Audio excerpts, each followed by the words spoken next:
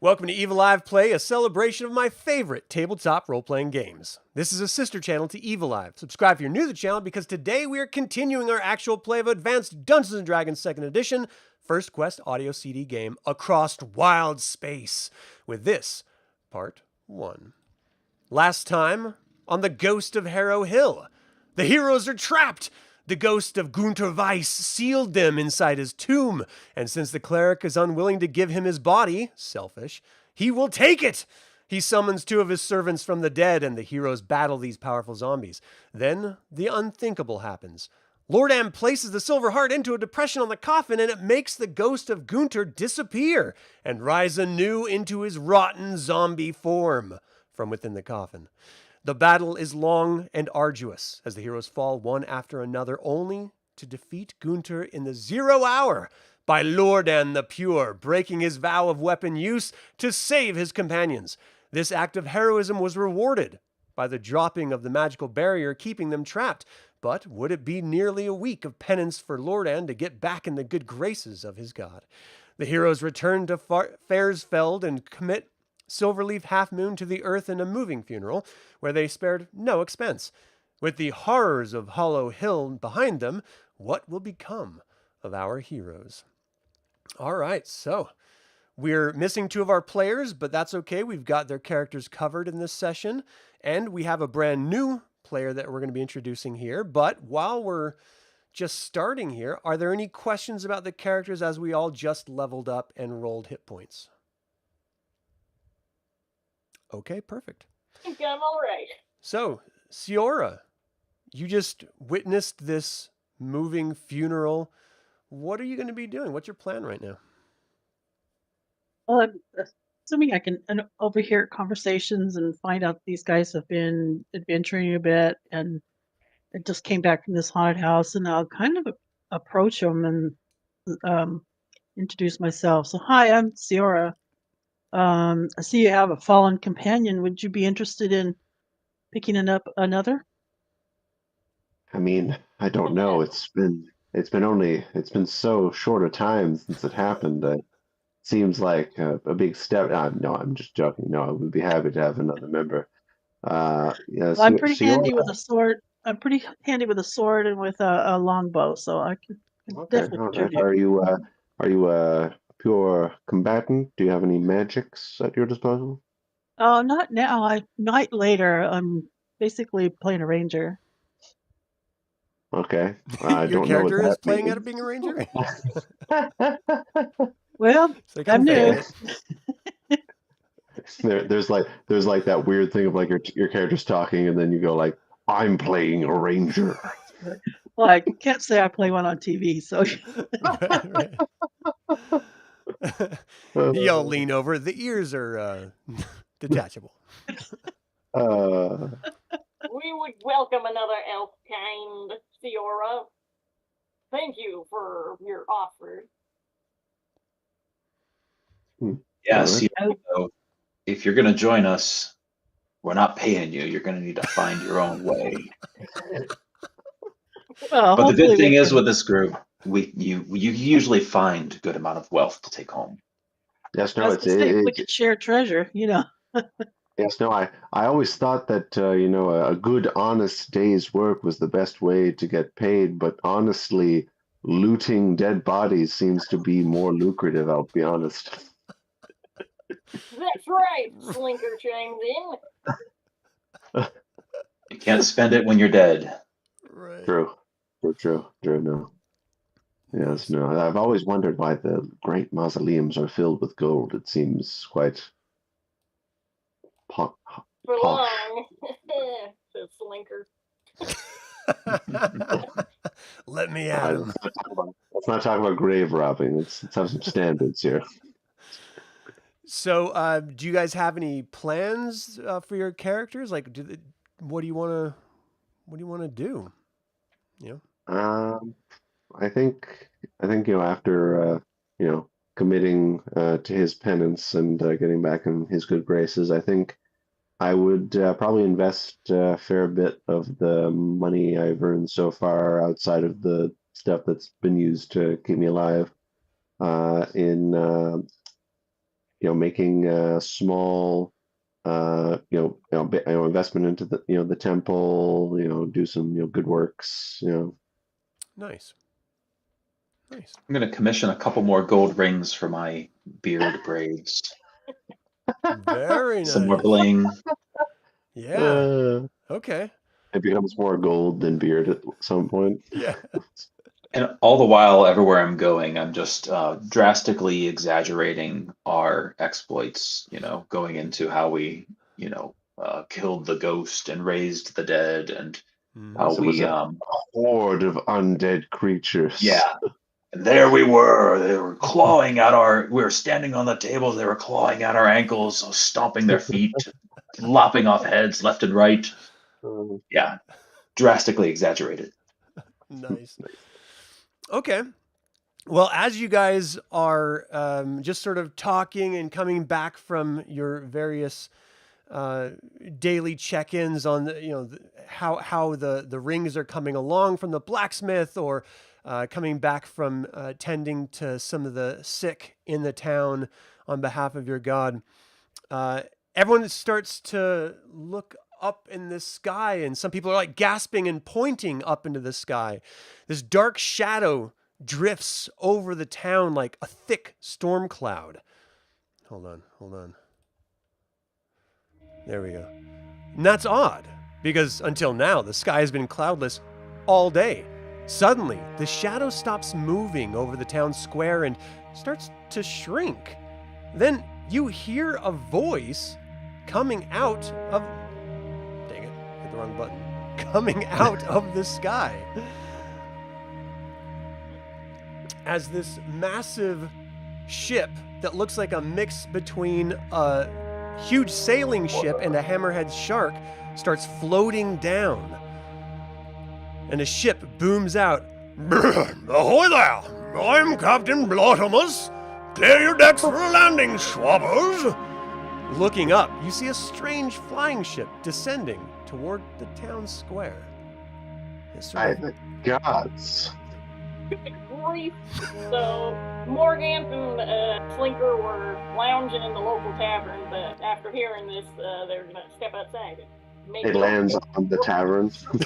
It's just precariously perched. So it's just like literally nestled in between this massive roadway near the town square. And this hippopotamus-looking figure, standing up, humanoid, but very hippopotamus in visual appearance, sort of steps out. I'm going to see if I can show you what this looks like. Wow. So, he's got medals all across his chest. This captain is a big blue gray-skinned hippo man. He wears an old sea captain's uniform of blue trousers, red jacket, lots of gold braid, and medals. So very dignified, with a little monocle hanging over one of his eyes. And he sort of looks over the bow of this massive ship that's sort of making these sputtering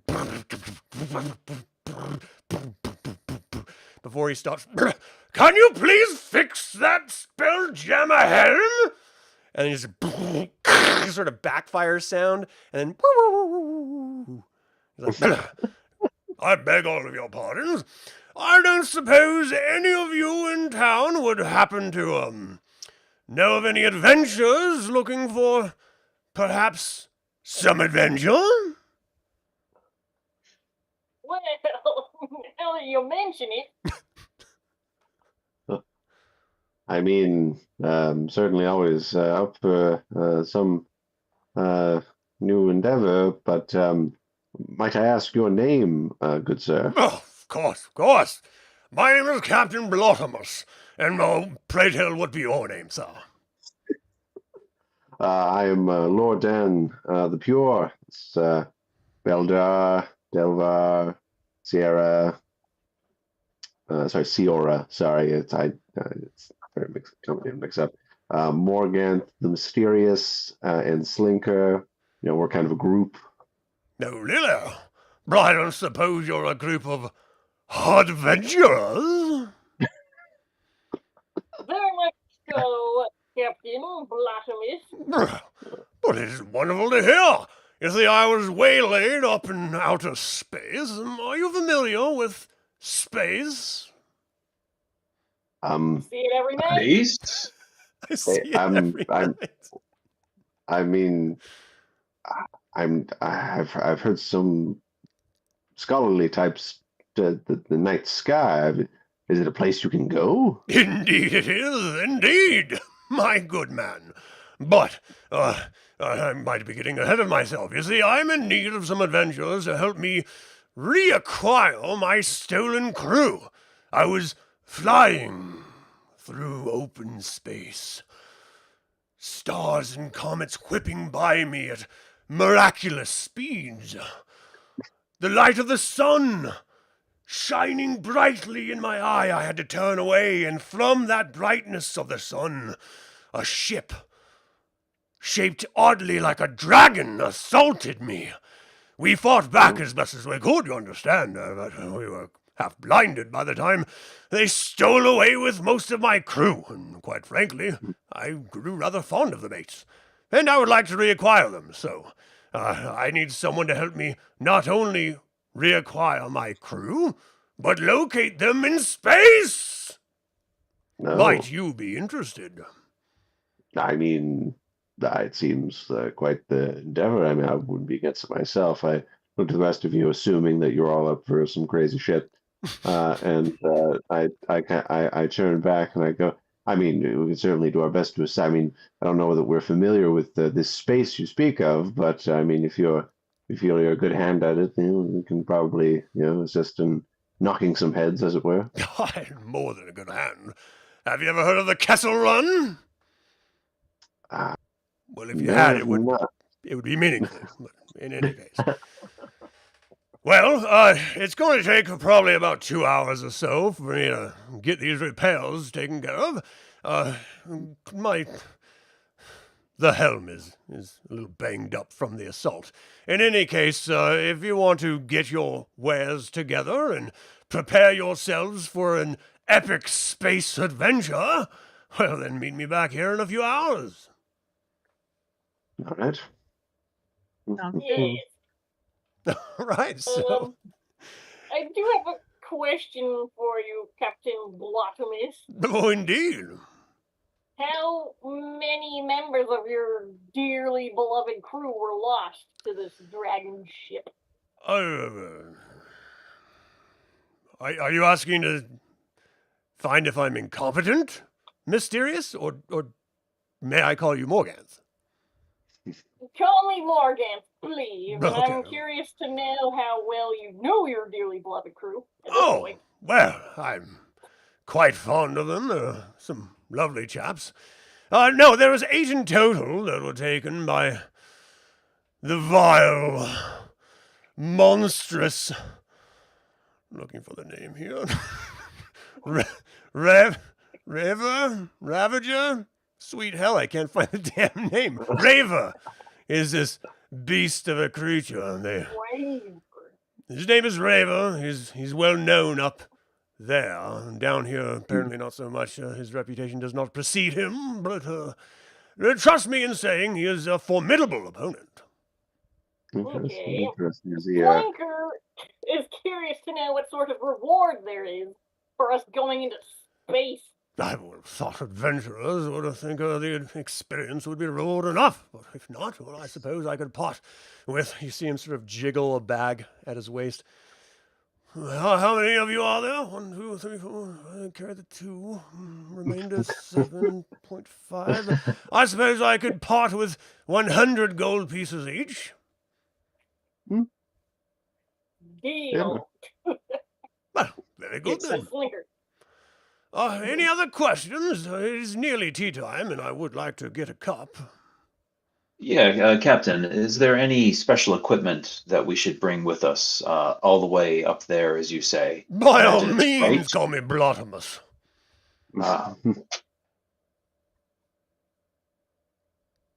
Blotomus. Okay, Any sorry. special equipment? Well, yes. Well, you're going to want to... we're probably going to face some sort of scallywags of some sort. If you have any tools of combat might come in handy a little bit. I always find a blanket rather poignant. It can get a little cold, quite frankly. Cold. I thought we were going up. Oh, Isn't that indeed we closer to are. the sun?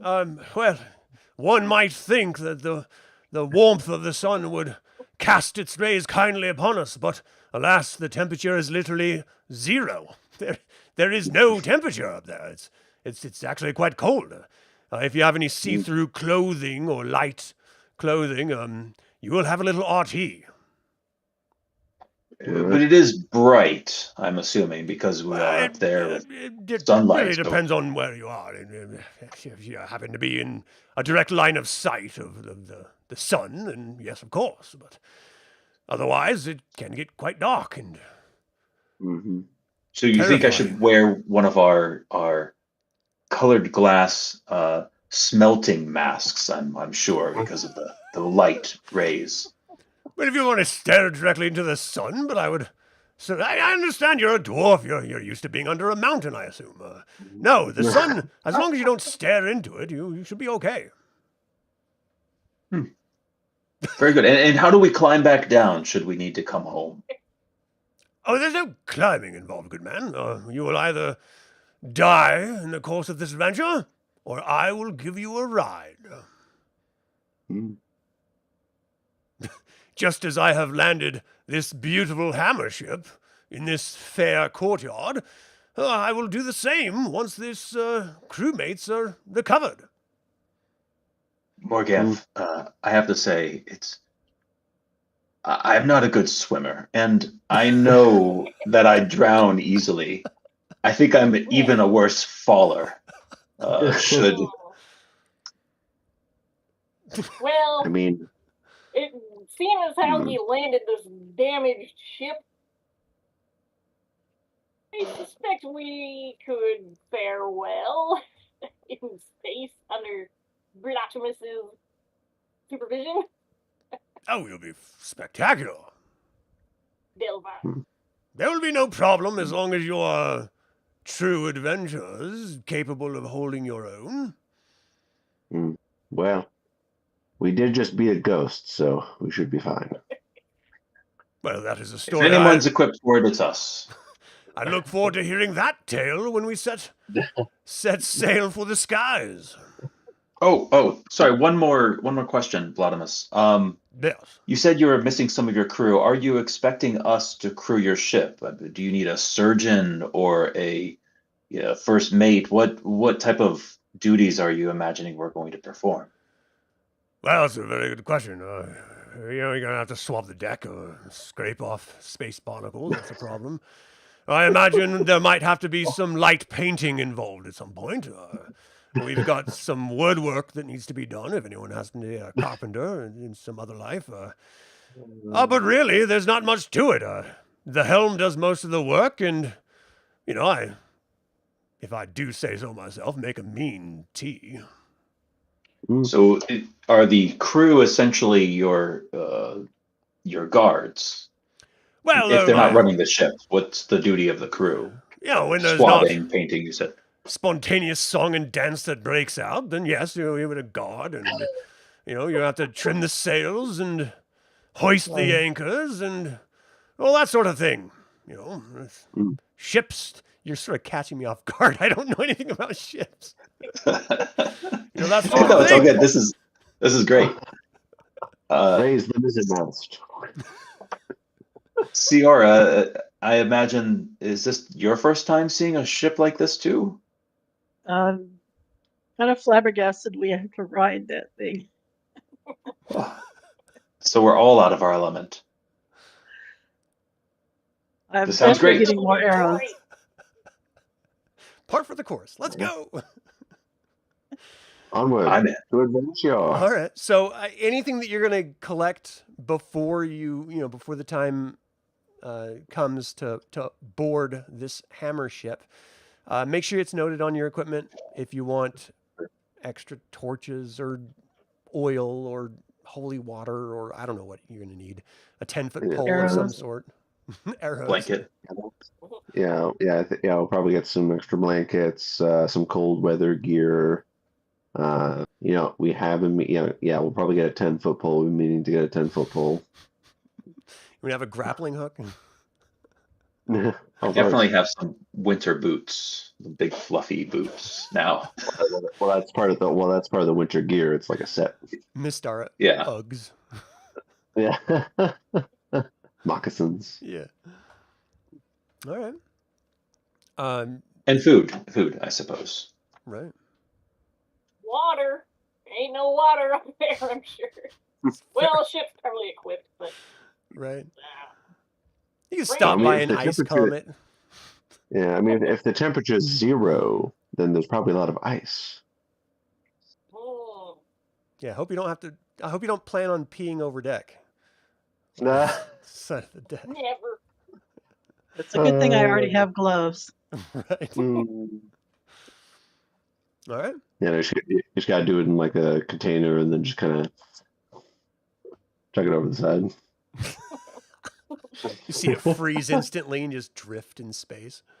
Well, if it does that, you just use the container as a weapon and throw it at people. Gross. Did you just hit me with urine? Who does that?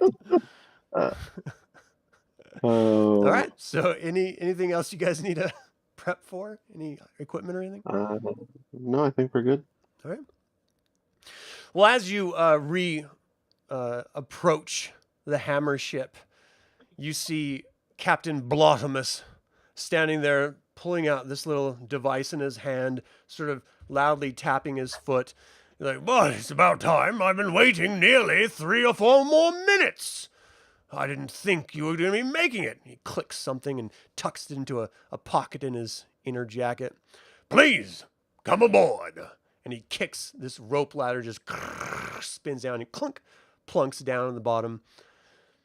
You have to climb up. Yeah. Easy enough. Pardon the tardiness, but perhaps your device is a bit...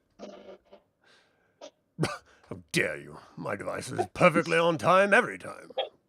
It's not tradition to insult your captain's devices. Come aboard, come on, quickly. Move on now. He sort of like slaps the front of the ship. He's like, "On we go! Let us go to the stars!" And the ship just backfires and like stomps on the deck. "I said, off to the stars!" And it slowly like raises up into this, slowly raises up off the ground and then up into the sky.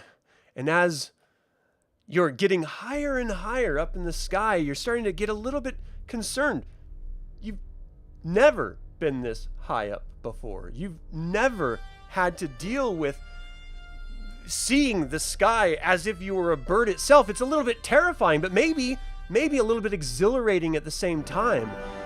As Faresfeld drops down below you, the sun is brightly shining and reflecting off some of the chrome of the hammer ship, blinding you momentarily as you turn away from it. The wind is rushing by. Birds are flapping by in the flocks, and it almost looks like they sort of like doing side glances as they're flying, looking at you like, "What are you doing up here?"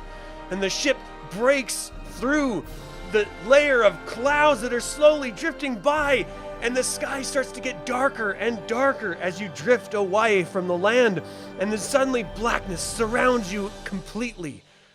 And you're up above, and you see the planet below you slowly falling into the distance. And Blotimus is just standing there with pride, feet outstretched, arms crossed, staring off into space. Turns back. "Pretty goddamn amazing, isn't it?" I'm shaking in my boots. My eyes are closed. Delvar, it's okay. It's okay with that. I open my eyes after Lordan's encouragement.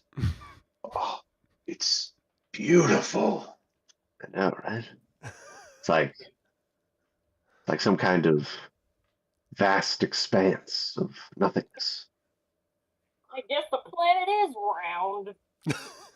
Indeed. I have heard rumor that some people believe that it is indeed flat. But you can clearly see it is a globe of sorts. Interesting.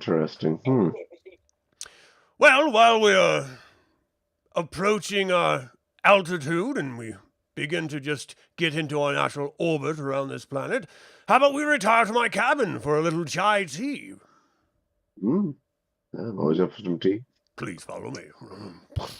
You see this guy, he is huge. I mean, not just like height-wise, but thickness. I mean, he's just this massive monstrosity of a being. And as he lumbers across the deck, he goes back to the back door, sort of opens, and he's like, please, if you will, and invites you into his cabin.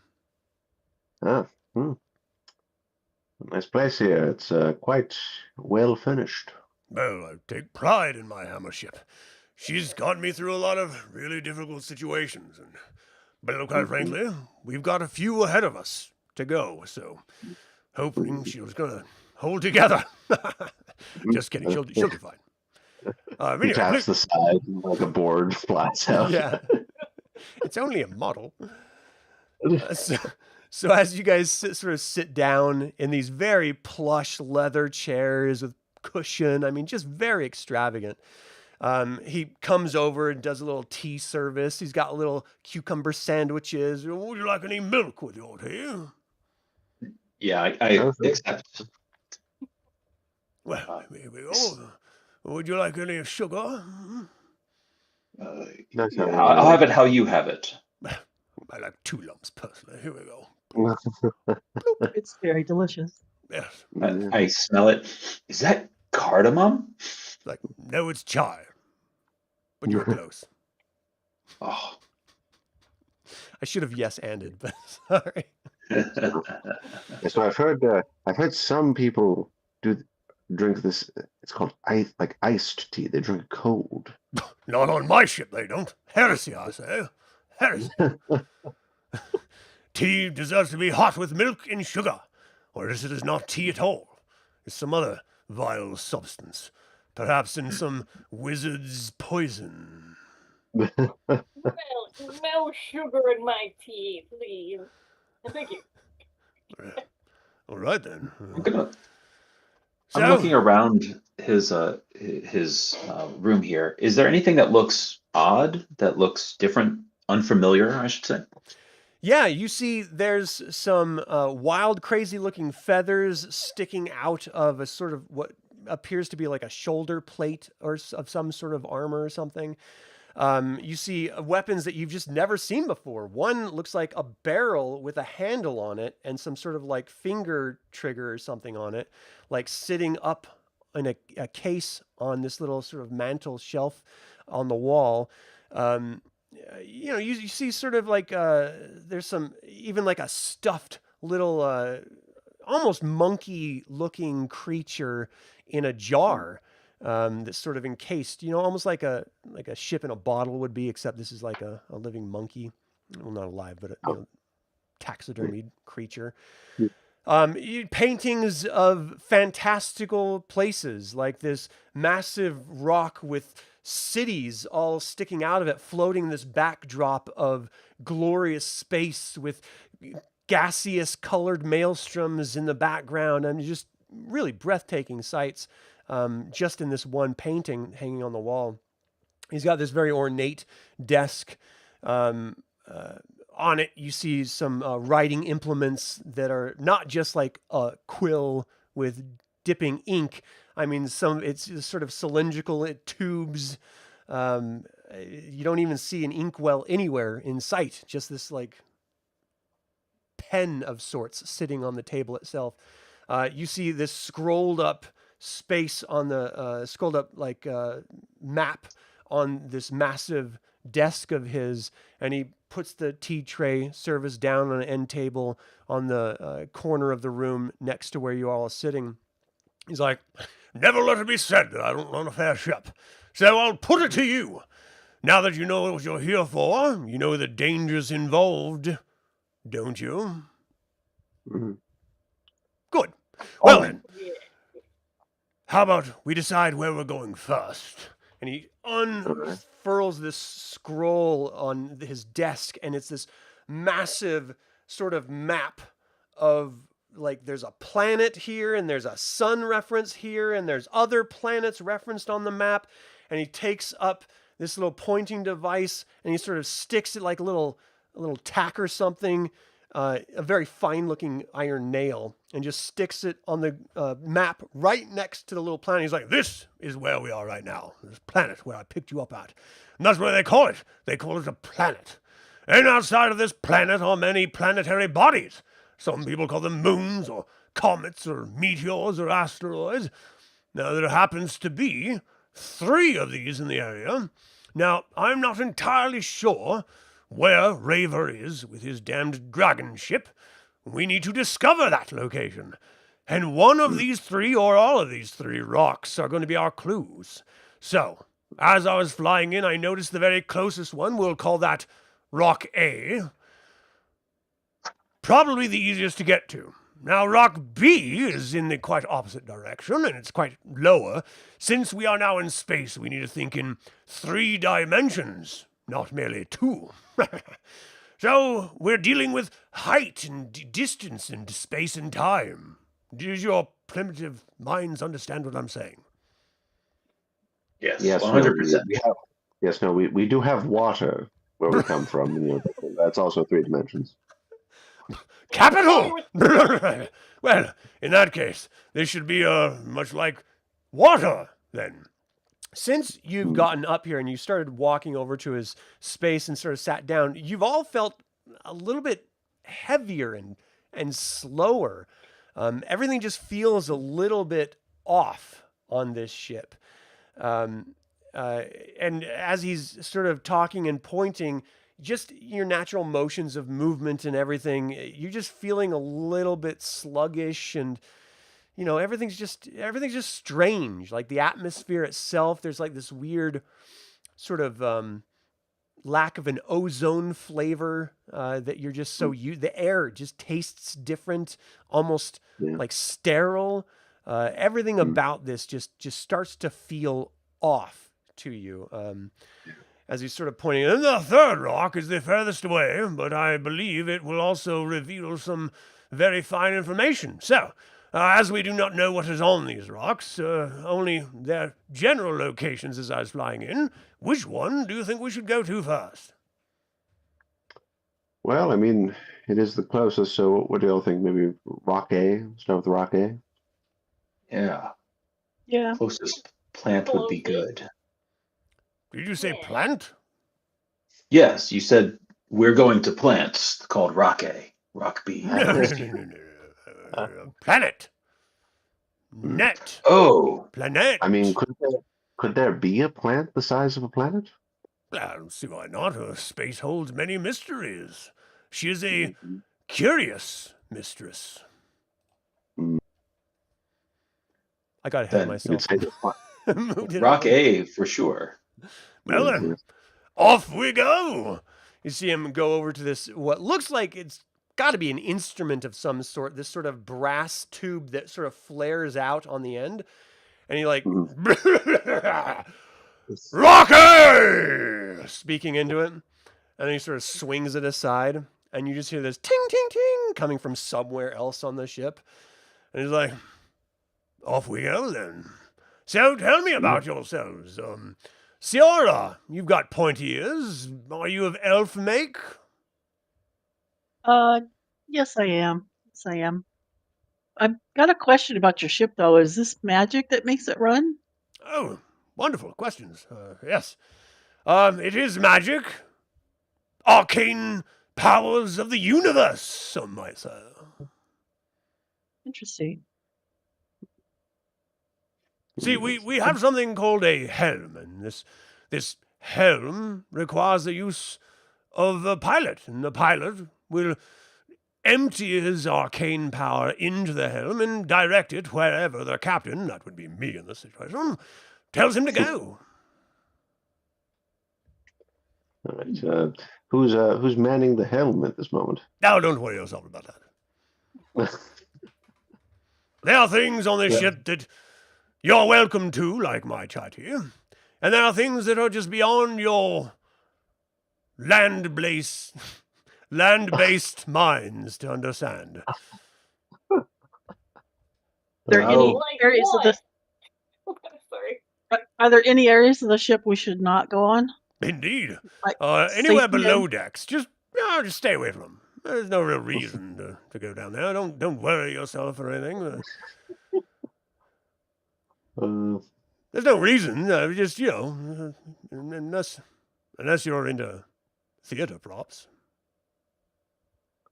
Now, were you a theater troupe?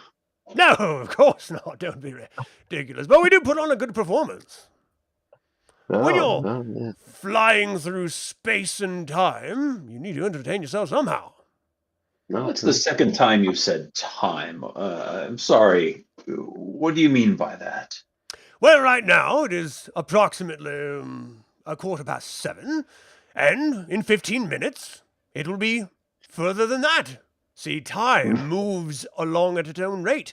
And regardless of where you are in space, you need to be there at the precise time. See, if I told you to meet me at your corner tavern, I'm sure it's called something like Terra Firma Farters or some sort, go to Terra Firma Farters on Tuesday. But I didn't tell you what time on Tuesday. You would be at the space without the time. Do you follow?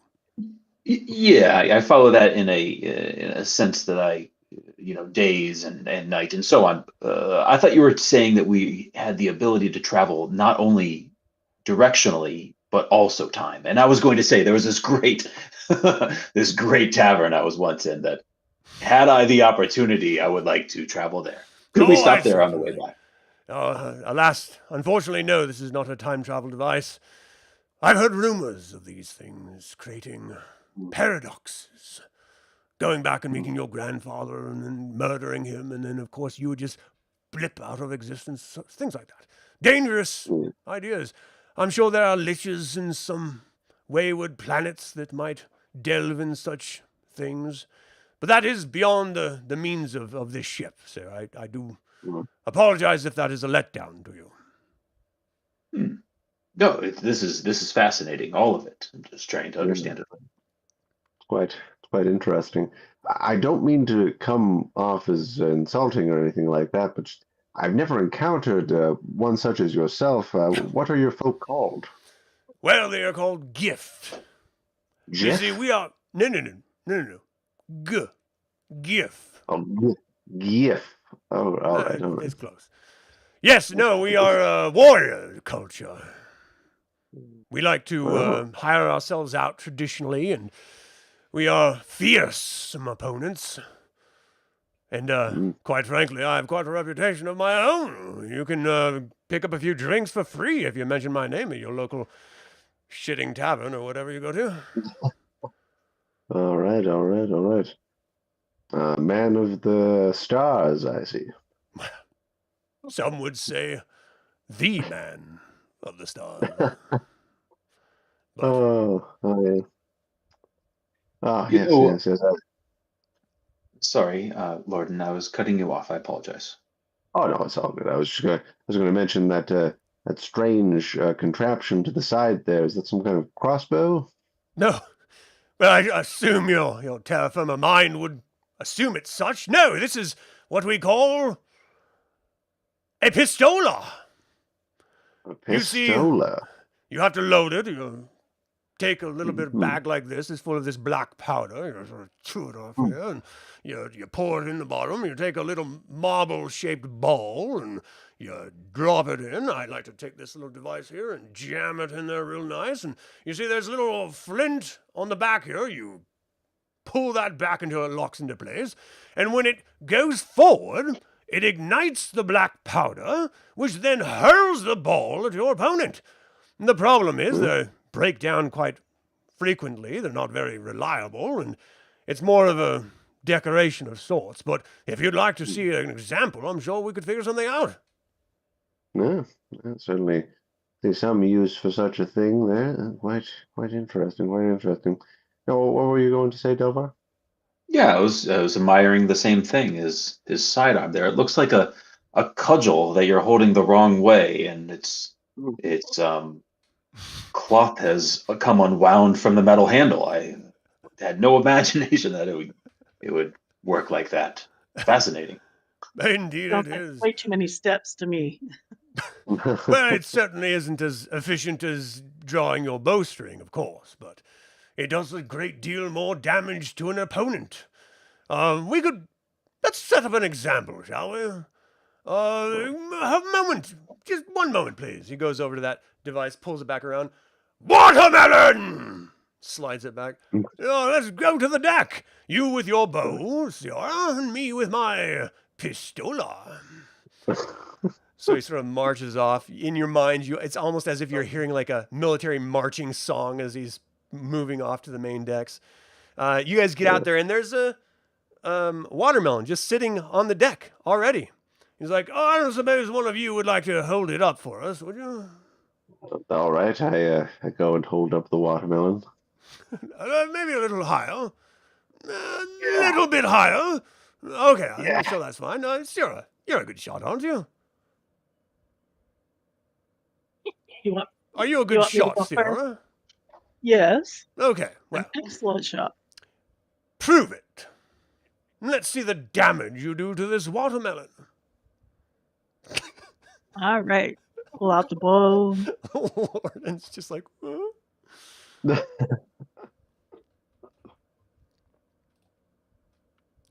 Give it all you've got. Oh, indeed, you strike home. Go ahead and roll damage. For a second, I thought you were going to roll to see if it hit me or the watermelon. It is a ranged attack. Are you in and, melee with the watermelon? I'm holding it. That'd be amazing. That's the end of Lordan.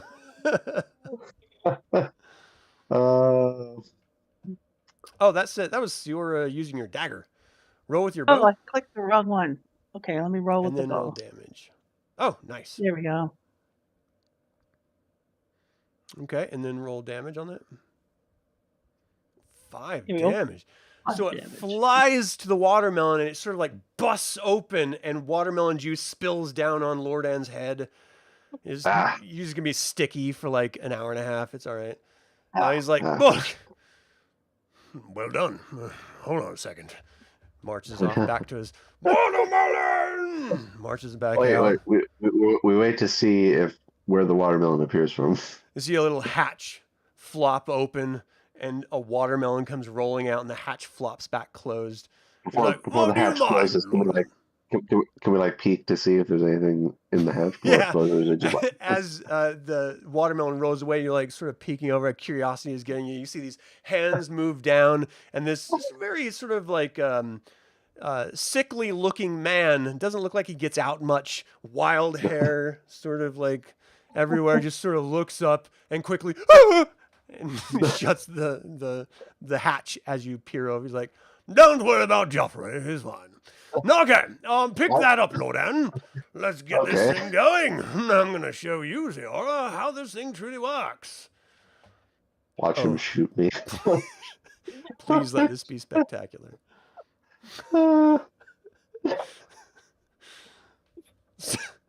So he aims and fires, and you just see smoke fill everyone's viewpoint, just like, and this massive loud bang just sort of echoes in all of your ears. And Lordan's almost the worst because you just, as this projectile flies right next to your ear, and you sort of like flinch, and the watermelon's not moving. He's like, blasted Lordan must have moved. Well, anyway, we're getting close to this rock. Oh, we'll deal with this later. And he walks back and puts it up. I rub the side of my head and I'm just bleeding from my burst eardrum. So as you guys are just sort of floating through space, are there any other questions you want to talk to him about? Anything else or like anything? I mean, I was curious about this Joffrey character now. He's more of a creature than a character. Has he always been there? Did you just find him? Who, Joffrey? Oh no, he came with a ship. Oh, he came with the. He was in the purchase. Well, I purchased, acquired, we'll say. Oh, But it is okay. my No. ship. Let no one question that. All right. I'm looking. Well, I mean, as long as he's treated well, I have no Treated? What do you complaints mean about by it. that? I mean, I assume you give him food, lodging, waters. I mean, the ship is his lodging. I don't think he eats. I don't think I've ever seen him consume anything, to be quite honest. I'm sure he's Gotta fine. be all the watermelon. Great. He just It's a sips on watermelon garden. Delvar, were you going to say something? Yeah. You mentioned before, as the ship was descending, was there a figurehead on the front of the ship? Oh, no. Well, this is a hammer ship, so it's like a hammerhead shark, as it will. I would assume the large hammerhead thing is kind of the figurehead and the shape at the same time.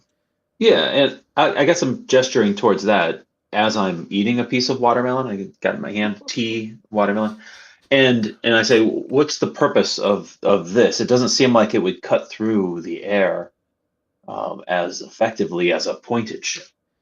Well, my good dwarven friend, you don't cut air. What do you mean?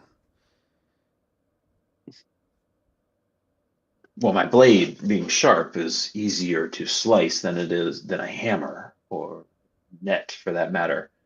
As you're propelled, is there not drag? I'm not sure I understand. There is no atmosphere in space. Atmosphere is what provides the drag. Unless you're quite boring, if you know what I mean. Drag. I kid. But I do have some clothing downstairs if you'd like to get into drag. We have some wonderful performances. Dolly Parton is a patron of ours. I am looking forward to one of these shows. Don't get me wrong. Well, if you do as you are hired to do, perhaps we could perform for you. Yes. Now, have you ever heard of the two basilisks under the brush? That's one of my favorites. Oh yeah, no, it's very introspective. Yes, that old chestnut. We can perform that for you if you'd like. No, Shouldn't be a problem at all. All right, so you're starting to see this object in the distance slowly getting bigger as you're continually approaching it. A lot of stuff is sort of passing by, and there's a point where he mentioned there's no atmosphere, and yet you guys are on this open deck, and you're breathing. Yeah. So if there's no atmosphere, how is it that you could possibly be breathing?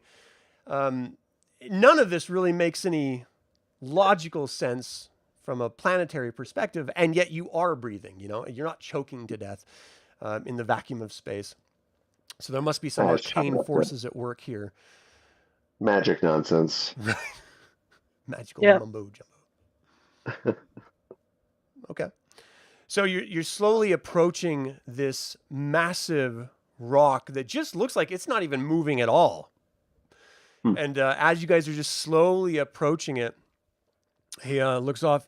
You see that there's, it looks sort of like a half of a ball at the bottom, and the top is sort of carved flat, and there's like another plateau on top of that. Now, I'm going to be showing you guys the maps. Understand that this map reveals everything, and so I had to hide some portions of it, so there's going to be blacked out parts that are irrelevant to this asteroid, which is why they're blacked out. But that's why. And, for everyone watching, a little suspension of disbelief here, as it were. And it's called Crown Rock asteroid. So you notice, give me a wisdom check, everyone, please. Okay. Oh, I succeeded. Ooh. Look at the big brain on everyone. Let's see. Nicely done. All right, so Oh, Beldar failed. everyone but Beldar, who is still like holding his breath for fear he's not gonna be able to breathe, Notices there's a little like tuft of smoke coming up from that raised plateau, that crown of sorts. All right. Well, it seems a good a place as any to head towards. We'll make our way there. Well, as the ship slowly gets closer, it starts to slow down. It seems like, and yet you guys are still like hurling through space at the same time. So you're sort of just going in parallel speeds. He's like, "Let me get the gangplank, stand back!" And he sort of slides off this massive gangplank. He's like, "All right, let's examine this rock. Let's see if my crew are there, shall we?" All right. So, the plank is right here. So go ahead and move your characters. He's like, "I'm going to stay here and man the ship. In case anything goes awry, just shout if you need any help." And do we go below decks in order to exit that? Is that how that works? Okay. So he's like, when you go below decks, perhaps you're going, don't really go to the left. Just focus on going to the right. Okay? The left is, I haven't tidied up. So there it is. Slinker's going to take a peek over there to the left. Okay. So as you're taking a peek over the left, Delvar and Siora, what you're doing now, I'm going to need initiatives, because as soon as you round that corner, you hear this "ha!" and these orcs, or these hobgoblins jump out from behind the asteroid here. And let's do this. Do you want individual initiatives, or are we going with... No, it's going to be group initiative. Okay. I'll roll a d10. That's a 6 for me. 6 for you, and they're going to be trying to surprise you, I should say. You're not surprised. They're a little shocked that you walked around the corner from them. And we have initiative. So, lowest goes first, right? I keep forgetting because I run different editions.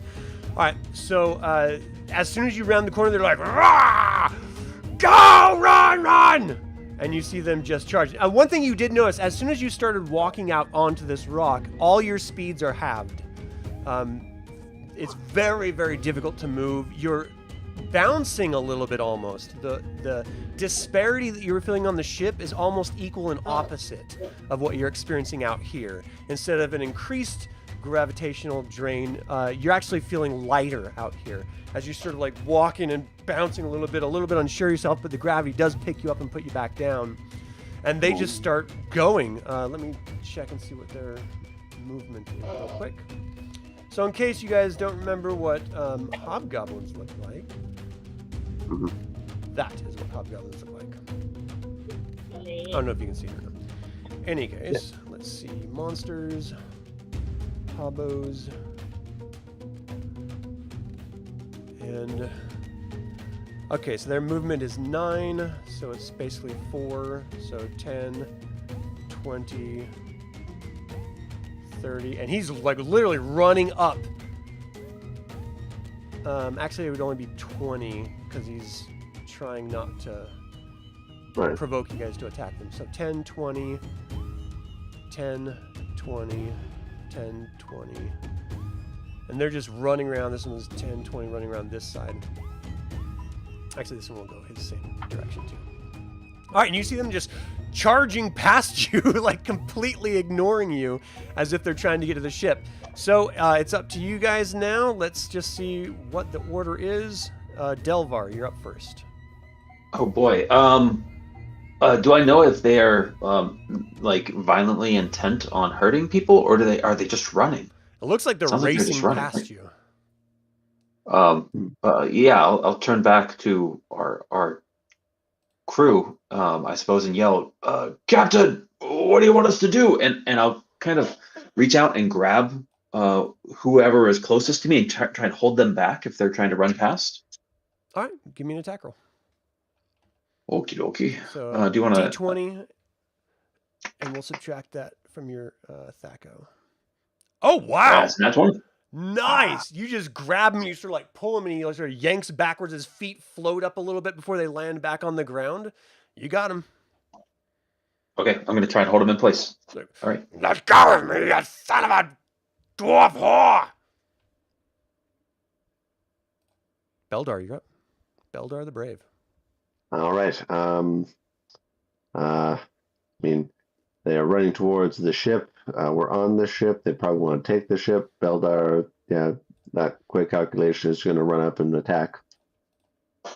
Get him! Kill him all! All right, all right. Let me just get. So you're looking for a 5 armor class. All right, all right.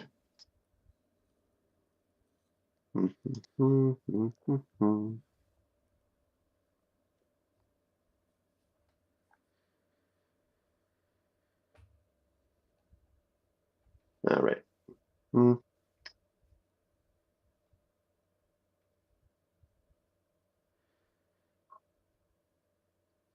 Oof. Oh, it's gonna be... Rolled a 1. So you're like completely gravitationally off balance as you race toward him and swing, and your body starts to like rotate. You're like, oh, and you land back on the ground like all awkwardly. Slinker, you're up. Slinker he's closest to the ship still. Looks like he's gonna shout over to Captain Blotimus. There are hobgoblins here. Avast, ye mateys, don't let them aboard. Very well. Okay, so Slinker is gonna have to attack. Okay, come down here. Attack this hobgoblin. Remember, you're going half your movement, just sort of float hopping.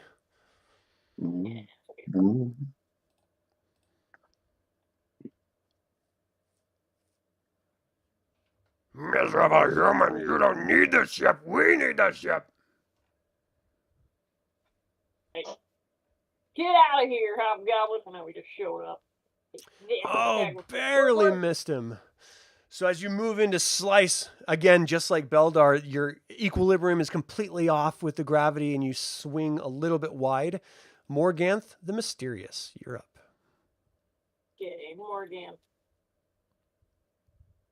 So he heard what the hobgoblin said to Slinker. What do you need this ship for? It's totally not yours. It will be. I see. Okay, so then Morganth is going to attack with a dagger +1. The old trusty, old faithful, You guys are just trying to get used to this complete disparity of gravity as you swing wide again, and the hobgoblin leans back and just laughs. I'm going to take your hat, and that will be mine too. Lordan the Pure. You're up. All right, I'm going to settle up next to Beldar and take my new fancy +1 mace and smack. It's going to miss. Yeah, you hear Blotimus shouting off, I thought you would avenge us! Defeat these vile creatures! We're having some technical difficulties. Delvar, you're up. Oh, wait, no, we're at initiative, sorry. Did Siora go? I didn't get to go yet. Sierra's not even in my role. Hold on. Really? Let's add her. Yep, you weren't even on there. All right, Siora, you're up.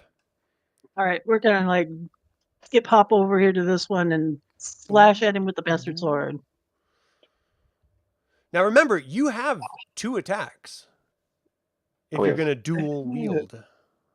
The first attack misses. First one goes wide, you miss. You're looking for a 5 All to right, hit them.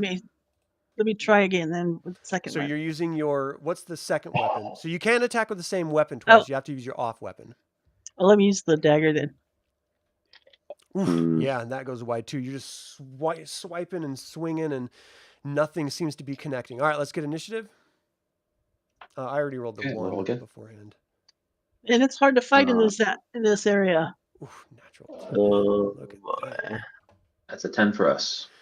Yeah, all right, so they go. We've got the hobgoblin right in front of Morganth. He is going to grab your hat. We're going to say if he attacks you and hits you, then he's going to have grabbed your hat. Oh, armor class 0. He reaches out, snatches your hat off your head, and puts it on his. See, it's mine now, human. He doesn't even attack. That's just all he does. No. It's not gonna look as cool now. And then the other hobgoblin is going to sidle up right on the edge and attack Slinker. Slinker's armor class is 6. Oh my gosh, a natural 20. Holy crap. Ooh, Slices into Slinker for minimum damage, but still, it's 8 damage. Wee. Oh man. Like, cuts into him hard. The hobgoblin in front of Beldar is going to attack Beldar. Right. Ah, that hits. Oh man, these guys are doing really, really well. Max damage, 7 damage. Wow. Cool. The hobgoblin that Siora tried to attack is going to turn and attack you. This is how you do it, elf. You have a 5 armor class, so you parry it off with your broadsword. And then the hobgoblin that you grabbed, Delvar, is going to swing his sword down and just try to get you from behind. It's going to give him a -2 to hit, we'll say. Come on now. -2. Ooh. You move out of the way, the sword slices right past you. And then the one that's just behind you is going to attack Delvar Ironfist. Again, missing as Delvar ducks out of the way. All right. You guys are up. Delvar, Ironfist, you're up. Okay. You know, you can attack us. You can try and steal the ship. But I draw the line at taking my wizard's hat. You swashbuckling space pirates. And if I had a specialty in battle axe, does that mean I get 2 attacks? It means you have 3 attacks every 2 rounds. So this round you get attack 2, next round you get attack 1. Okay, I'll do 1 attack on... I'll do 2 attacks on the one that's in between myself and Siora. Let's do it one at a time and just see what happens. Yep. Just That's a 9 to hit. Oh, so it misses him. And the second one goes wide too. Wow. And we can't roll. Not going well. Beldar the Brave, you're up. All right. He's just gonna a little woozy, but gonna strike out. And the specialty is added to the sheet, right? Yeah, it's already in there. All right. Come on, you got it. No whammy, no whammy. God. Oh my gosh. Oh, but he gets to attack multiple times, right? Beldar the Brave gets 3 every 2, yeah. So if you want to do your second attack, you can. So, come on. Oh Jeez, my goodness. Really? Can't hit the broadside of a barn today. Yeah, really difficult today. All right, Slinker. Break the curse. Okay. Redeem I'm gonna us. attack this same hobgoblin. I think I did this short sword. We're gonna try again. Oh, barely misses. He parries it off with his massive sword. Gosh. Morganth the Mysterious, hatless. Are you Okay. balding or are you thick-haired? Yeah, I've got like partial balding going on, so my hair's like floating in the atmosphere-less region. I guess there's atmosphere here, right? Very, very on little. this rock. Okay. Dagger +1. Oh my gosh. How is this Not possible? looking No one's good. hitting. This is mathematically unlikely. All right, you're just thrown off because you don't have your hat on. That's the problem. All right, Lordan, you're up. Right, I'm going to go over and heal Beldar. Make sure he stays up. So you can heals withdraw and not get an automatic attack from them. That just means you have to move half your movement. And you go over to him and heal him.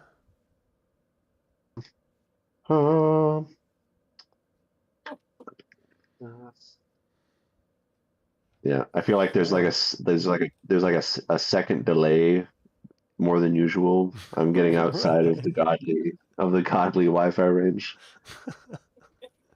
It's just a spooling in your head.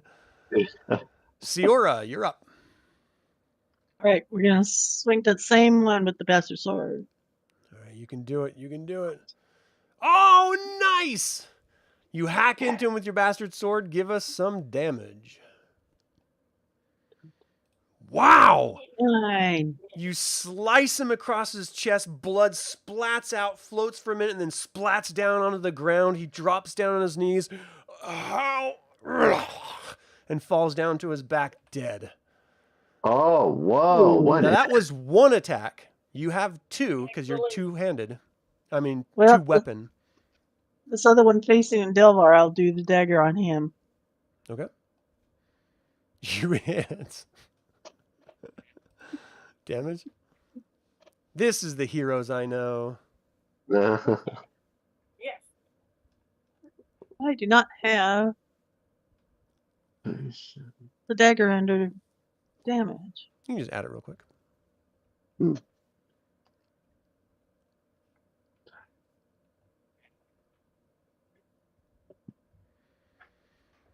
They're screaming, "They killed Fred! Fred!"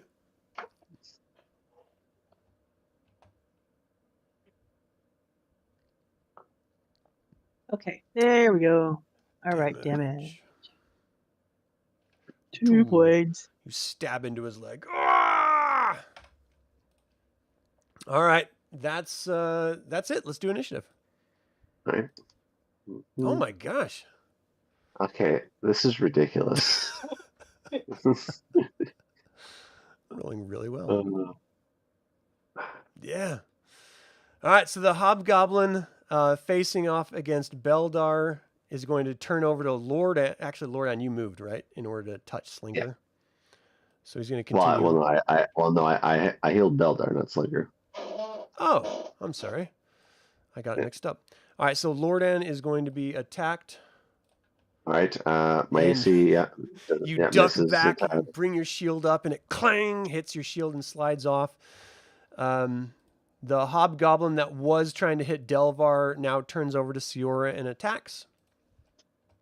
Siora parries it off with her bastard sword. The next hobgoblin faces down on Delvar and attacks Delvar Ironfist. And again, Delvar ducks out of the way, brings his shield up. The hobgoblin that took Morganth's hat is going to now slice Morganth through.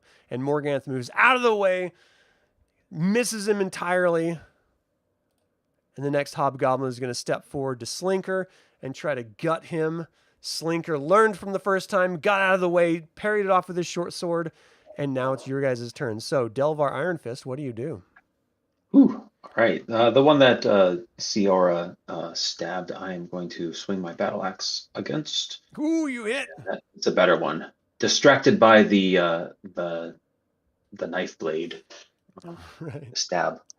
Wow! Decapitated him. You hack into him, his arm falls off, blood starts spurting out, floating, and then splatting onto the rock, and he drops down dead. Yeah. I give a nod to Siora. Teamwork. Nice. Beldar the Brave, you're up. All right, let's see if we can hit this time. Come on. You got this. Oh my god. Barely missed. You see him sort of sweat a little bit as you got a little too close. Slinker, you're up. Okay.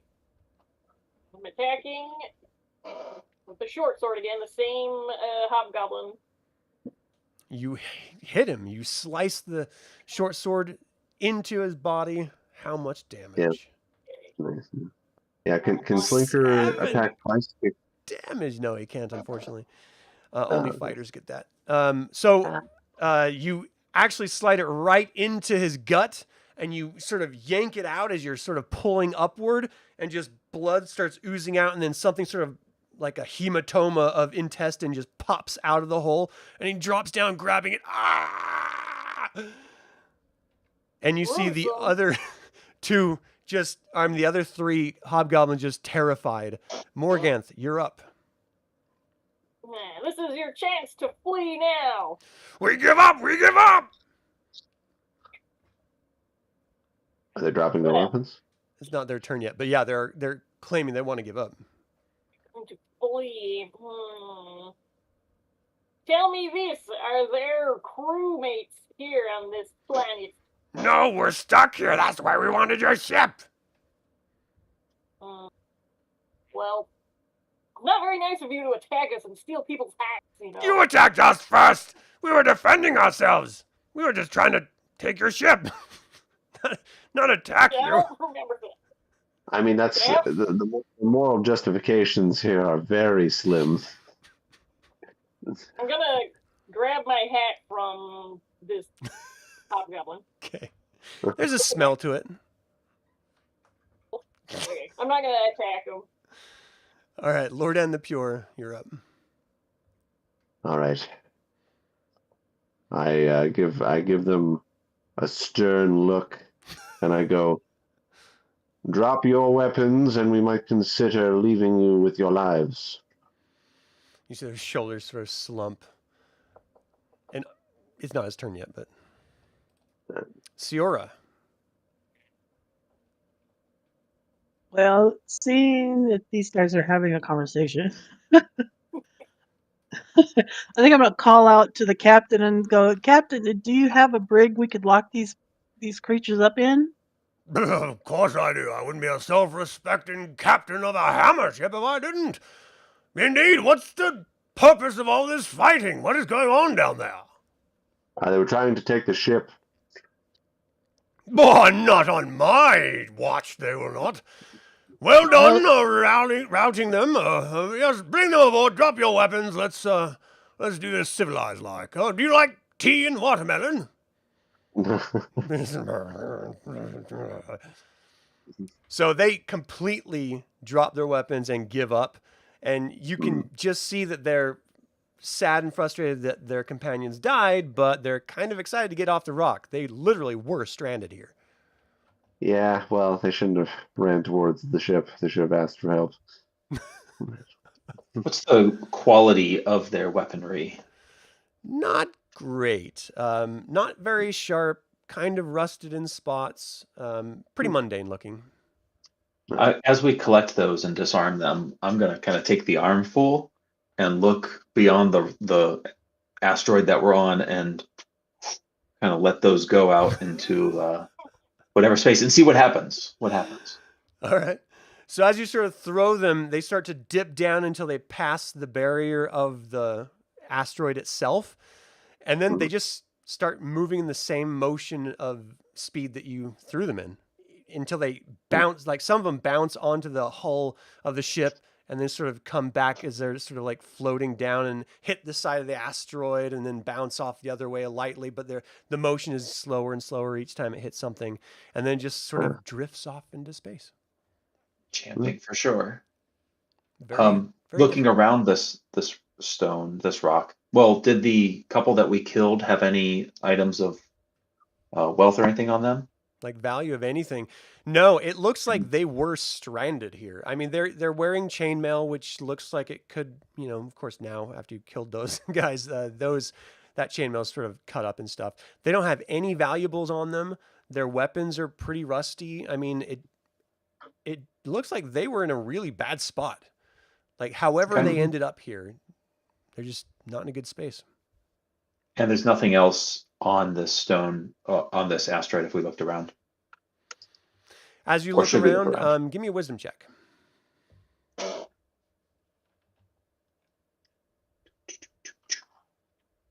Not You're not good. seeing anything. Like, it's I don't know. I'll give basic. Captain Blottimus is calling out, "What are you doing on that rock? We need to interrogate these prisoners." We're looking for your crew. Oh, of course. Then I yes, sheepishly look proceed. around. You guys aren't seeing anything else. It looks like they literally were dropped off here. Guys, well, yeah, we escort the hobgoblins to the brig, and yeah, I guess we kind of just ask, how'd you lot end up on this rock? Well, we are abandoned. This son of a motherless goat named Raver left us there. Oh, we're actually looking for this Raver fellow. Do you know if they mentioned where they were going next? I think he mentioned something about the Rock of Brawl. Brawl? I'm familiar with that. Do you know by which avenue they're approaching the Rock of Blood? No, I have no idea. Well, that is a clue we've achieved. That's something. Mm. Tell Yes, me, very much. Hobgoblin, what is your name? My name is Kach. Kach. All right, Kach. Careful pronunciation. If you had the opportunity, would you want vengeance on Raver? He is a fearsome opponent. Those Neogi are monsters. But yes, Neogi. I would love to sink my teeth into one of his disgusting spider legs and rip it off! No, I like the energy. I like the energy. I look over to Bartholomew, and I go. Bartholomew? Oh, sorry. My brain. Sorry. How do you pronounce his name? It's Blottomus, sir. Blottomus. So yes. I mean, short on some crew. I mean, you seem like some strapping chaps, no? I do not trust hobgoblins as far as I can throw them.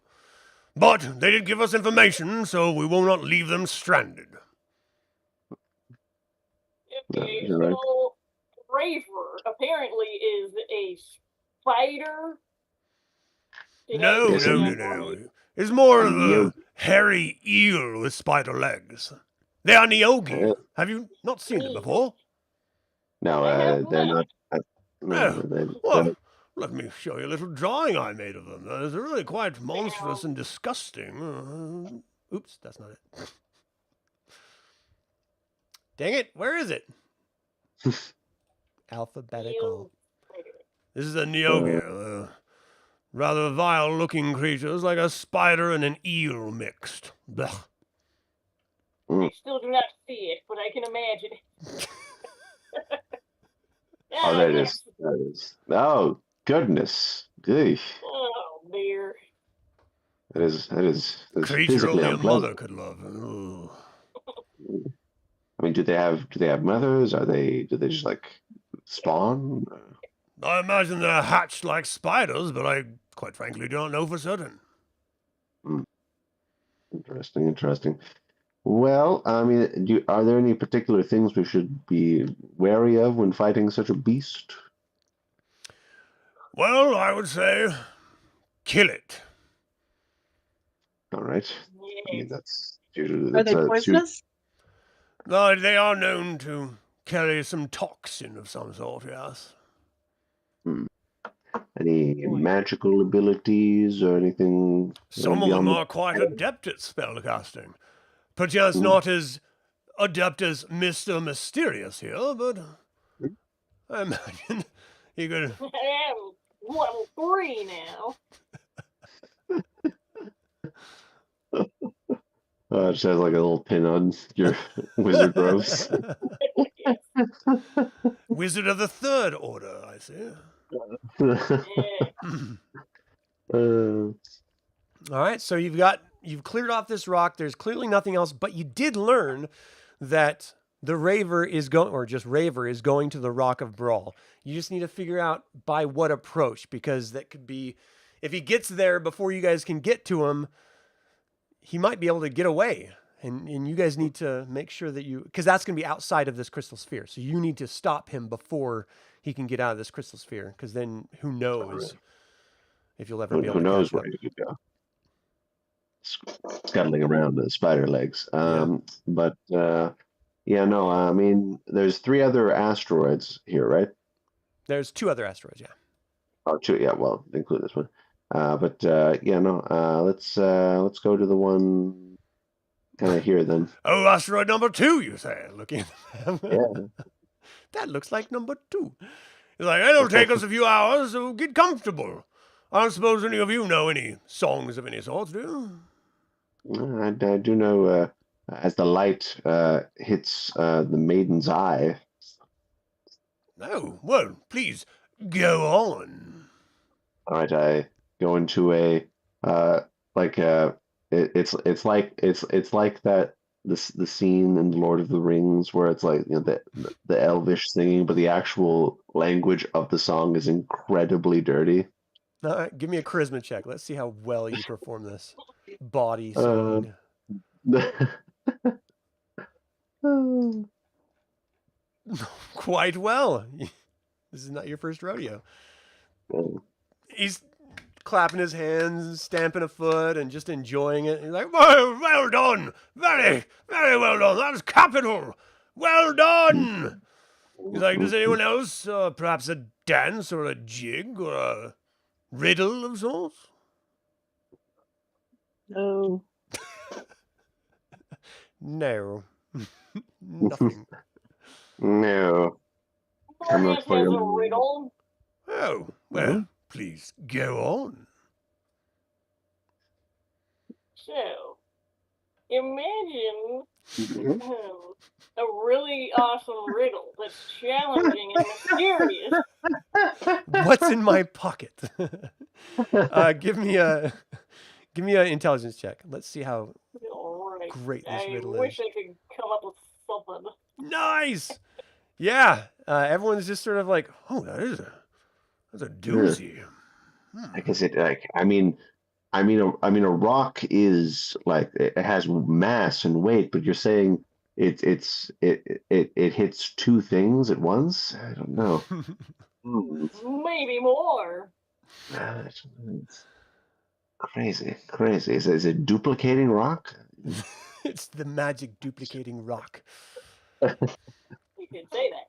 Yeah. All right. Yeah, so you've stumped everyone and you reveal the answer. It's like, oh, that's wonderful. Ah, that's wonderful. Anyone else have any talents to pass away the time? Do you like to gamble? Not my ship. No, just a few coin. Oh, What do you say? I prefer feats of strength, but if you want to go for the game of chance, I'll take you up on that. Anyone else want to join? Feat of strength for sure. Arm wrestling Oh, or gold. yes. Now you're speaking my language, young man.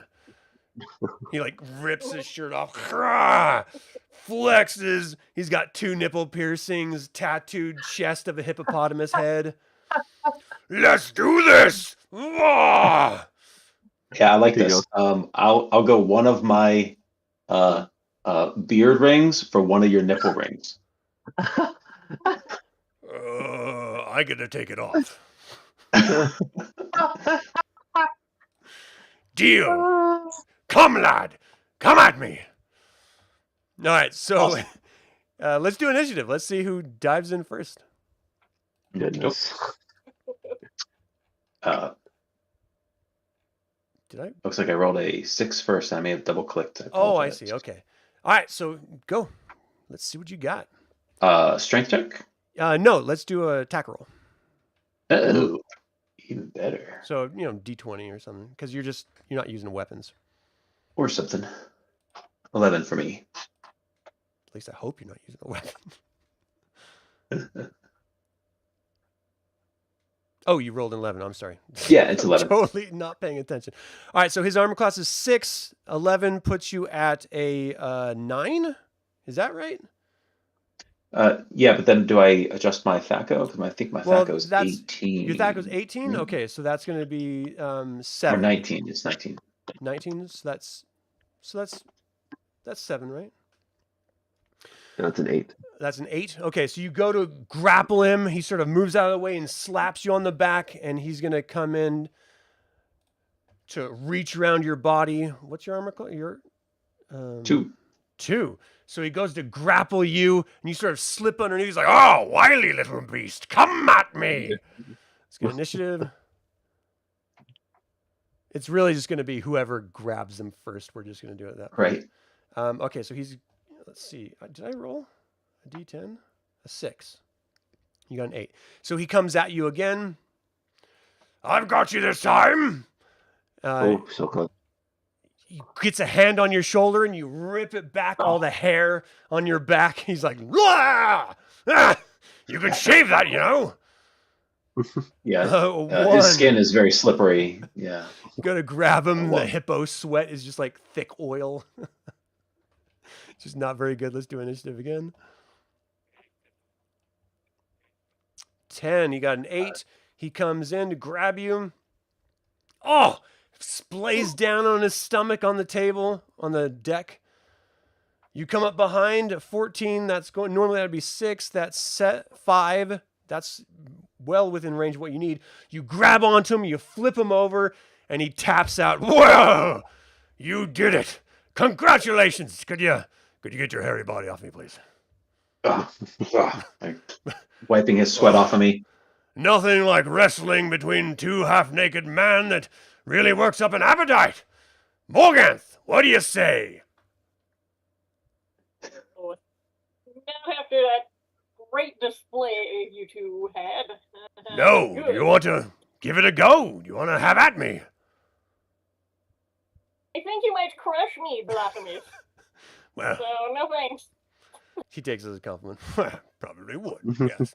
All right, well, I guess I should pay up here. Just get it from the clasp. It's the hardest thing to do, really. You never think you're going to take them back out, you know what I mean? Okay, here you are. You deserved it. I take it and I smell it first. It's a little weird. And then I add it to my I ear love piercings. Siora's look. You're like, ugh. I smell it. You attach it to your ear. He's like, there's a great ring. All right, well, I'm going to have to find another one now. You All right, might so- be able to earn it back later. Oh, double or nothing. Later. Okay. All right, so you guys are slowly approaching the second asteroid.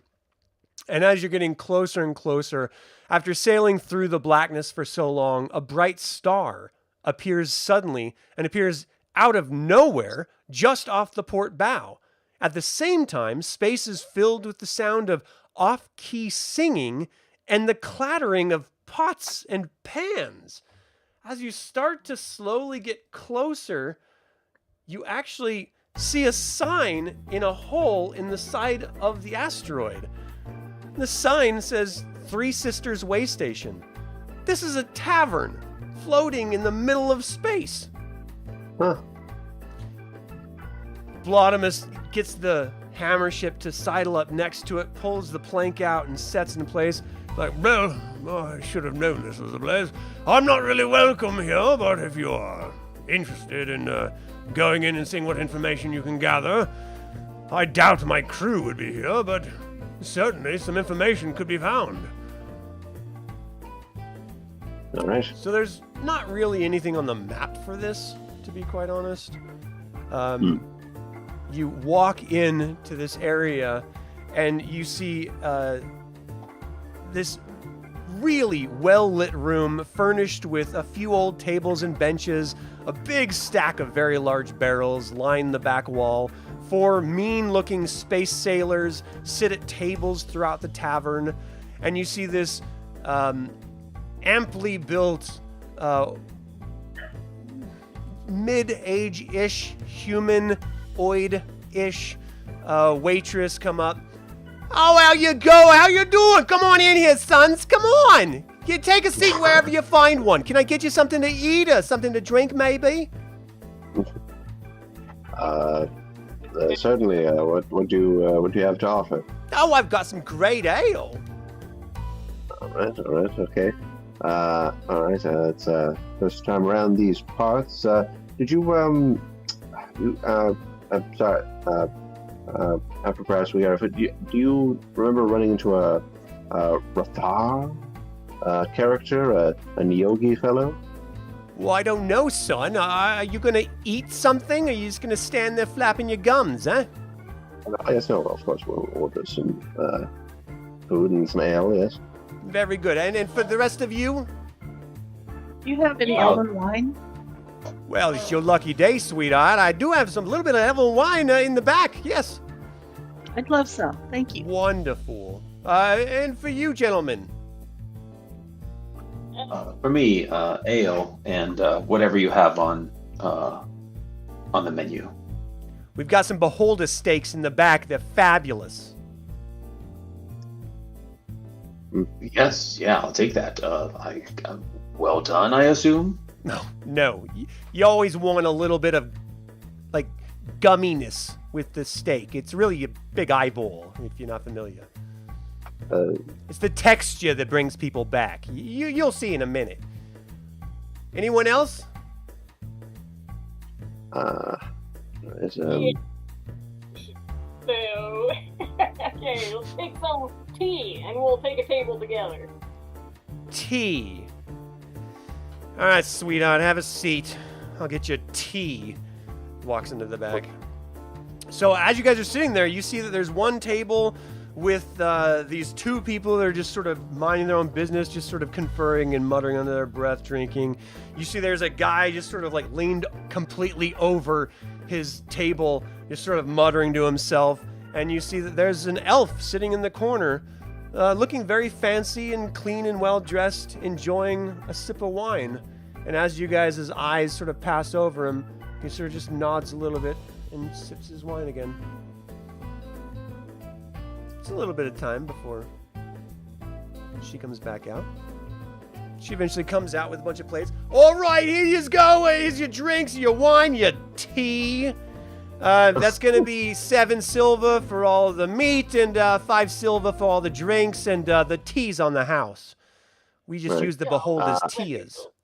I will hand her 3 gold. Well, what did you say you wanted to know, sweetheart? Yes, no, we're wondering if you might have ran into a Thar character, a Yogi, if you were familiar with the... Oh, we get all type. sorts here. We had a Nyogi earlier this morning. Oh, you did. Did you hear any particular mutterings from his or his compatriots where they might be headed, how they might be heading? I'm the kind of person that likes to keep to themselves. I will say his crew looked a little banged up, as if they had little fisticuffs and didn't do so well. But, I never really asked where he was going, and he didn't bother to tell me. Fair. Well, no, thank you for the information and the lovely service. Absolutely. She, looks down at Delvar. You enjoy that steak, sweetheart, huh? She gives you a wink and walks off. I'm poking at it, inquisitively. It's got a little bit of a jiggle. Lordan just kind of... It's probably the weirdest thing you've ever put in your mouth. It's. Is it bad? Is it good? I mean, it's open to interpretation. Okay, so it's gummy. Yeah. It's textures like that chicken? you just... It's like the first time you ever had, sushi squid or something, it's sort of, tough textured, but also, slimy and just weird. Just weird. Okay, 1 second. I'm going to roll intelligence for food culture. Wow. You barely made it, but you made it. Not bad. Not bad, actually. I mean, it's kind of like, I don't know, it's like, it has a bit of gaminess to it. It's like a bite. I think I'll tuck into it, but with every bite, it's like a half a pint of ale that I put down. Right. Wash it away. As we know, any good dwarf can subsist on ale alone. That we do.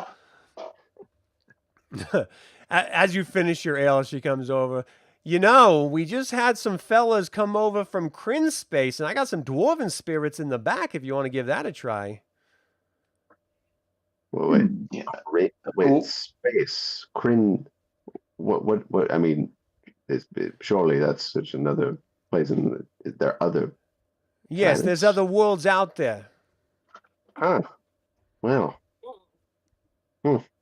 Interesting. It's supposed to be fermented with mushrooms of some sort. So, People what swear by would a flask, or not a flask, a cask run me? Of we don't have a full cask. And I'm not sure you would want to sell your what we have remaining. It's very expensive. Very good. I'll have a glass. All right. She's gonna have it included with the amount you've already provided. But when she brings it out, it's like a half a pint size. So she just brings it out, and it smells stiff, like strong. Now we're talking. Very fungal on the nose. Hmm. All right, so you guys are sitting in there. What do you do? Right. I mean, there's those mercenary types. Do we want to question them as well? Do we? I mean, we know that the Rathar was here and his crew looked like they had taken a bit of a beating. I don't know if that's from Vladimirs's crew or maybe it was some other thing. It was an elf and who else? Sorry. There was 2 just people sort of conferring amongst themselves at a table. There was one guy who looks like he's completely drunk, sort of laying on the table, and then an elf in the corner. Okay. Do we want to go one by one? Do we want to split up and talk to them individually? Well, I'm thinking the 2 of us elves should go visit the elf. I don't think anyone else here is an elf. I think you're the only. Yeah, no. I mean, I'm flattered that you think so, but no, I'm a human. It must be the hat. Well, I Your mean, delicate features. that's Morganth, but Oh, okay. Well, I'll go talk with the elf and see what. all humans look the same. I'm Lordan. All right, so you start approaching the elf, and as you start approaching, he clearly looks up at you, and he uses his booted foot and slides the chair out opposite him so that you could take it. As I sit down, I'll introduce myself. Hello, I'm Siora. It's very nice to meet you, Siora. My name is Kuthalas. Very nice to meet you as well. What brings you here? Well, we're kind of out looking for, my companions and I are out looking for a particular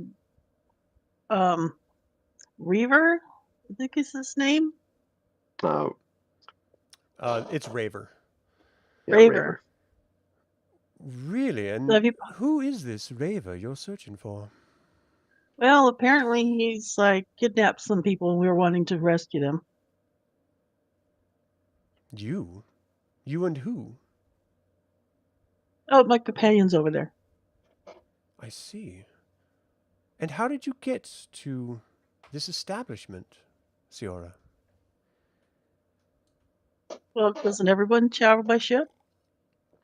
Indeed, I was just wondering if you had your own. I don't own one, no. Okay. Well, I did see Raver earlier today. He was in this very inn. Tavern. Oh. Yes. Mentioned something about Big Rock, or something like that. I assumed he was a dullard, an idiot of sorts, so didn't really pay attention after he mentioned that. Okay, well, it's good to know we're at least on the trail of him. Can I buy you a glass of wine? Indeed, you may. I was wondering, perhaps I could have a dance. Mm-hmm. Certainly. Love to. All right. So he just sort of puts his glass down, gets up. He's very debonair. He does a really nice dancing with you. Really nice job of leading if you allow him to lead, or if you prefer to lead, he actually would defer to it and dance elegantly with you. You being a half He should lead. What's He that? should lead because my dex is not that great. Even though you're stepping on his foot every once in a while, he doesn't even mention it or anything. And you guys are watching this. I thought she was supposed to talk to him, question him. She's dancing with him. Sort of shocked. The bartender waitress comes up. Oh, it looks like they're hitting it off, huh? Sort of picks up any used plates that are clean or clearly aren't being eaten anymore. All right. All right, so while they're Walking dancing good. for the moment, what are you guys doing? I guess I will. I'll head over to the two fellows chatting in the corner.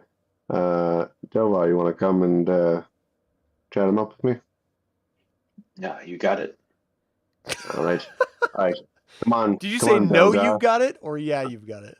Oh, I meant that I'm going with him. Oh. Yeah, you got it. I'm in. Nah, you got it. I'm busy eating this beholder steak. It's really gummy. I don't. Yeah, I only half finished the meal and kind of pushed it aside, and I got up with you. You couldn't have asked soon enough. I'm with you. All right. Okay. We head over. I guess we just come up, and if they don't notice us immediately, I kind of just go, "Hello, how are you?" Sort of tilt their head up. Never a quiet moment. What do you want? I was wondering if we could perhaps take a bit of your time. Apologies if we're interrupting. Might we buy you two fine gentlemen a bit of a drink and scratch your brains for a moment? Sort of kicks the chair back and leans back. I'm the kind of guy that likes to know who buys his drinks. Geez, apologies. Lordan the Pure, and my compatriot here, Delvar. So looks at Delvar up and down, looks at you up and down, kicks the chair back and stands up really quick, just sort of like, whoa, whoa. He just walks up. If you want to buy me a drink, I say we have a little game of chance first. How about that? Oh, all right, sure. Pulls out a dagger from his belt. No, Spins it in God. his hand. Let's see who has a better shot. I notice your stature deficient friend here didn't finish his beholder steak. Well, whoever hits it with the dagger wins. If I win, you'll buy me that drink, and then you'll fuck off. Okay, fair. If you win, you can buy me that drink. Okay. Yeah. All right. Okay. So he sort of flips the dagger in his hand, spins over, and tosses it. So it's basically just going to be a dexterity check for both of you. Okay. Ooh, that was not a dexterity check. Before you throw your knife there, Lordan, but do you have a knife? Or are you asking me to throw a knife? I mean, I have. I think he was asking me to do it. So, he was saying I had to do it, right? Yeah, he was talking to you. Okay. I'm not great at this, but who knows? I might surprise myself. Got to get under your dexterity. My dexterity is 9. Oh, geez. Yeah, no, I'm not very dexterous. You can do it. Nope. Oh, man. All right, hold on. Okay, so you miss, and the dagger goes flying past Morganth. Morganth, you have to, like, duck out of the way as the dagger, like, flies past you, clangs against the wall, and drops down. And the waitress, like, comes running out. What the hell's going on? Stop throwing the knives! I gotta tell you, act like men! She turns around, picks it up, and stabs it into this steak, and walks back. He's like, looks like you need to buy me that drink and get the hell out of my face. Sits down. All right. I give buy him the drink. I go rush over. There's the who's left the drunk drunk one. Yeah, there's a drunk guy laying on it. How impaired does he look? I mean, he's been laying face down on the table, sort of like muttering, like under his breath the whole time you've been there. So it looks like he's pretty, like 3 sheets to the wind. Yeah. I guess one's pretty hammered there, Lordan. Not sure I'm what can get curious. much. Dim, cure poison and disease, would that cure hangover? Yeah, it probably would, yeah. I cast cure poison and disease on the guy. As you're muttering over him, and the sort of light from your holy symbol travels down your arm and spreads out across his body, he sort of like gets up. Who's scruffy looking? What? What the heck? I didn't shoot first. What do you want? Apologies, good sir. I was wondering if we could take a moment of your time. Oh, I don't feel inebriated at all. This is weird. No. Yeah, no, I have. It's if you worship the Lord of Light, hangover cures. I'm telling you. Yeah, never bring this guy to a party. It's crazy. What are you guys Everyone doing here? sobers up. Oh, we're just going around, seeing the sights and whatnot. But we were on the trail of a fellow named what was it again? Delvar, Rathar, Reaver. Raver. Yes, the names. It's always confusing me. Yes, a Raver, a Neogi fellow. You ran into him? Never heard of him. Okay, interesting. Yeah. Nothing odd you saw in the tavern earlier?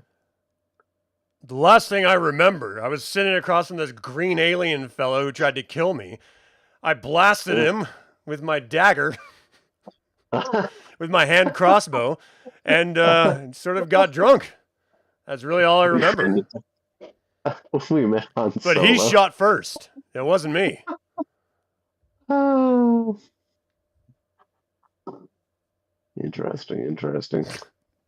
All right. Well, it was worth a shot, I suppose. There. Well, thanks for taking the time there. Yeah, no, I mean, if you're on your way to the Rock of Brawl, look out. There's some rough characters apparently heading there right now. No, I'm just waiting for my pickup. Killing Yeah. time. Fair. Yeah, no. Are you from this area? Are you traveling? No, I'm actually from a galaxy far, far away. No. Is that Yeah. like it's What's like your a profession there? Yeah, what's your profession there, friend? You know, I do odd jobs. What? Transport the random farm boy from time to time. No. Is that a lucrative business? No, surprisingly. You'd think there'd be a lot of farm boys to show around. There's a lot of space slug debt I've been paying off. Space slug debt? Yeah. Interesting. I like what you did there, Lordan. Lucrative.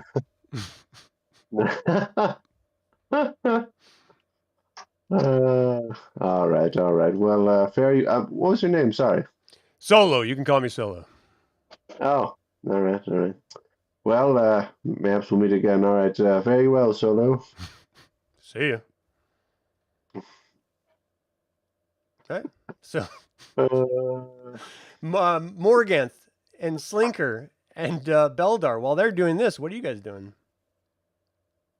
I'm just entranced with Siora's dance moves.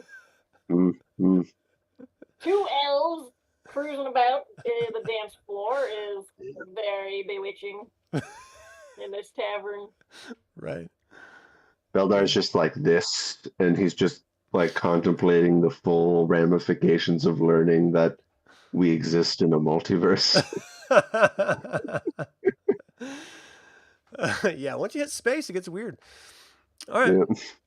So you see one of those mercenaries walk up and go over to Morganth. You know, some of your friends were asking one of my friends some questions. Do you have any questions need answering? Well, yes. But what did you hear? The question. Your friend bought my friend a drink. You want to buy me a drink? What are you having? I'm having some of those dwarven spirits. Yes, why don't we share some? I don't share a Oh. drink with men. Well, Well, okay. Do you regularly share drink with other men?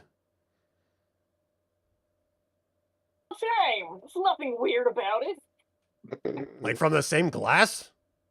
Hold on, not from the same No, glass. you misunderstand me, sir. I Oh. mean, at the table, sharing a glass, you know. Yeah, together. no, you share a drink. I thought you meant like you take a sip and I. No, yeah, no. Okay, that makes more sense. Yeah, sure, let's share a drink. Okay. So, I do have a question for you. Go ahead. Our ales. I should tell you that Yes.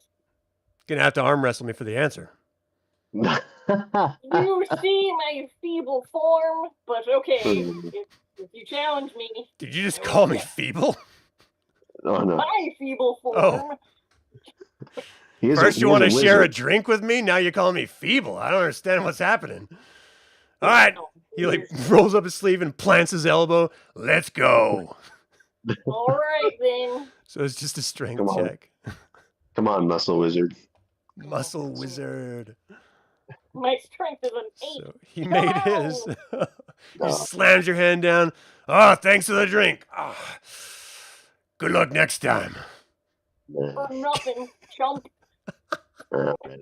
Well, I think we're about tapped out here. The dance ends, Siora. He's like, "You're very light on your feet." Clearly, he's like limping on his way back to the. I'll let him go and just, wave goodbye and go join my companions. Okay. So, So this guy over here didn't have a whole lot of information. He says that Raver was here early this morning, but couldn't say anything about where he was going to other than some rock. Yeah. A big rock, though. big rock. Yeah. Well, I suppose that's all we got out of this place. Shall we share this with our captain, Blodimus? Yeah, I think we should. All right. Hopefully he knows where Raver could be headed. Do you think we should have gotten it to go for the captain? I mean, yes, I could. I mean, we could. He's got watermelon and chai. No, yeah, I feel it's courteous to grab him something to go. I'll Beldar will go over and get a beholder steak and some stuff to go. Okay. Yeah. So it's just gonna be 7 silver total. Mhm. So you get the steak. You get a little sort of wine flask full of ale, and you guys head back to the ship. And Blodimus is just sitting there tapping his foot, looking at his little circular device. Took you long enough. What the hell? What are you doing in there? Sorry, we had to. Yeah, that was Dancing? crazy. I never. We did get you some to go though. Oh well, very nice of you. Thank you very much. What is it? So some beholder steak. That's my favorite. Oh, wonderful of you. Oh, thank you very much. So, what did you learn? As he's pulling the Not- gangplank back. Not a whole lot, to be honest. I mean, we can confirm that we now have 2 sources that say that they're heading towards Brawl, and we weren't able to really figure out exactly where they were heading toward. Wait, what? He said he was going to the Rock of Brawl again? Someone from here? I believe so. Am I mistaken? Yeah, they said I big heard rock. Big Rock. Not Oh, Yeah. Big Rock. Big- Sorry. Yeah, no, apology. No, it's a Big Rock, apparently, but maybe someone just calls the Rock of Brawl Big Rock. Who knows? No. Big Rock is its own asteroid. In fact, it is Oh, the it is? last asteroid we have yet to venture. But Oh, we well, still I need guess. to know the avenue of approach. Hmm. Was there anyone in there that you didn't question, you didn't talk to? We really need this I mean, information. we tried to talk to two fellows, but they were very curt, and we had to like do a dagger throwing contest or arm wrestle them to get information. He's like looking at Delvar and Beldar, like, and you couldn't do that? They asked the weaker members of our party. So challenge All them right. back. Do I have to do this all myself? He's like sliding the gangplank back. Your job is not finished, young men. Come on now. I take the direction to heart. Yeah, I return to the tavern. Okay. And we're going to And have to I'm find just the gonna make outcome of this next time because we are at our time limit for this session. Thank you guys so much for joining, watching this wildly entertaining episode of Advanced Dungeons & Dragons 2nd Edition First Quest audio CD game across Wildspace. Subscribe, ring the bell if you're new to the channel. Don't forget to click the like button and comment to let others learn about this crazy little actual play of ours and this channel. Thank you to creator patron Aaron Hardy and developer patrons Chris Androu and Sam Ruiz. If you want to join a tabletop role-playing game, check out startplaying.games. And of course, there's an affiliate link in the description below if you're interested. As always, remember that evil spelled backwards is live, not beholder stake. So get out there and be evil.